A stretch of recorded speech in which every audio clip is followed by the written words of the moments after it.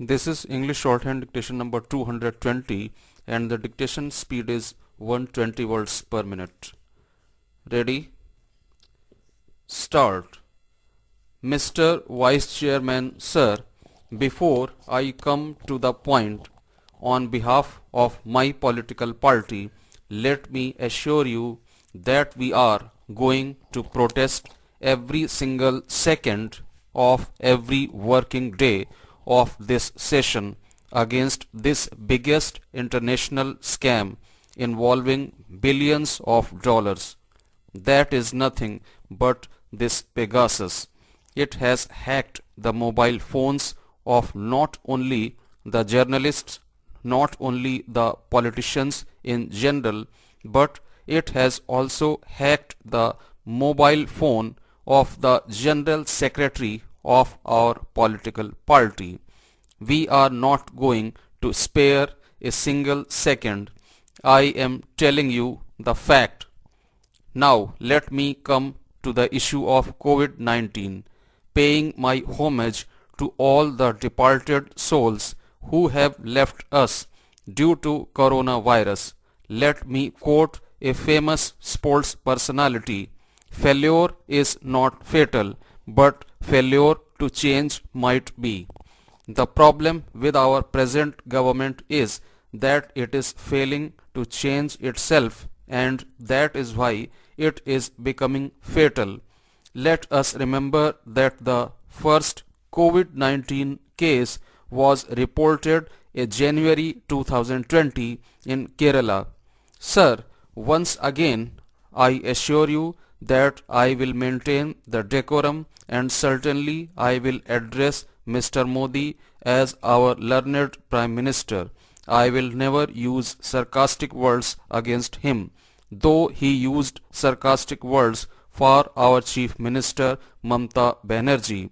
Sir, in February 2020, our learned Prime Minister was busy hosting Donald Trump. We know the fate of both the persons became the same, unfortunately. He was busy in doing horse trading for Madhya Pradesh government. Later on, he took fanciful decisions about the migrant workers.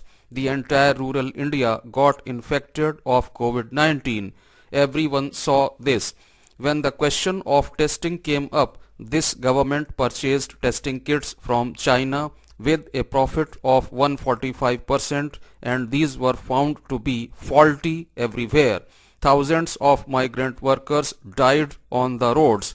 Even the government refused to give them the train fare. Sir, take the example of our state, West Bengal.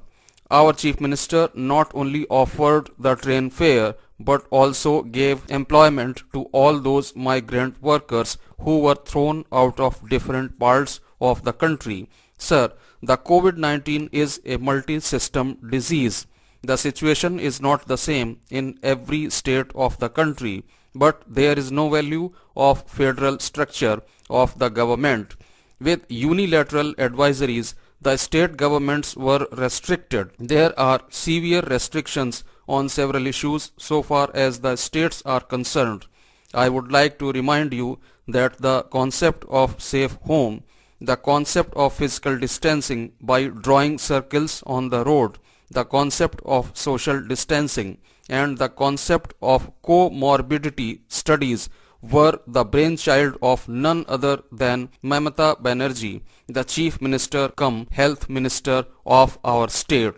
Our learned Prime Minister said that just as the Mahabharat war was won in 18 days, we will win the battle against coronavirus in 21 days.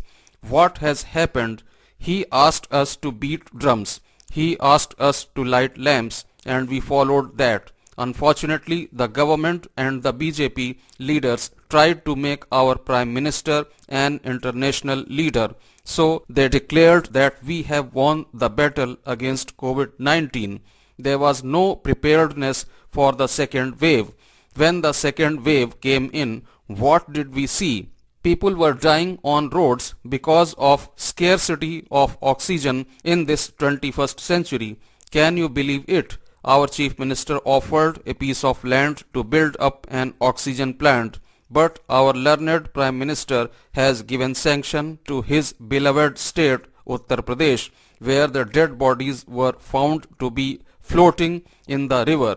It was most unfortunate.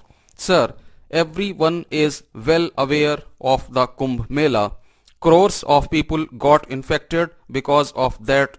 Sir, what happened during the elections? Were they really conscious?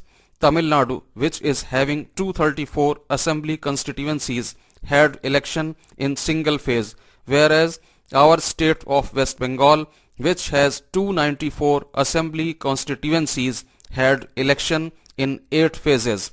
What was the infectivity rate before the elections? It was only 2%, and after the 8 phases of election it reached 33%. It was because of the efforts of our Chief Minister that the infectivity rate has once again come down below 2%. Sir, we started the vaccination in January 2021. Initially, there was a lot of hesitancy because of lack of awareness amongst the people of the country. There was no awareness programs or proper policy. It is very shameful for us that the Lancet, the WHO, the Supreme Court, several high courts of the country, several countries like Brazil, Canada and United Kingdom have openly criticized the COVID fighting policy of India. What can be more shameful than this? We have heard the Prime Minister a few days back saying one earth, one health policy.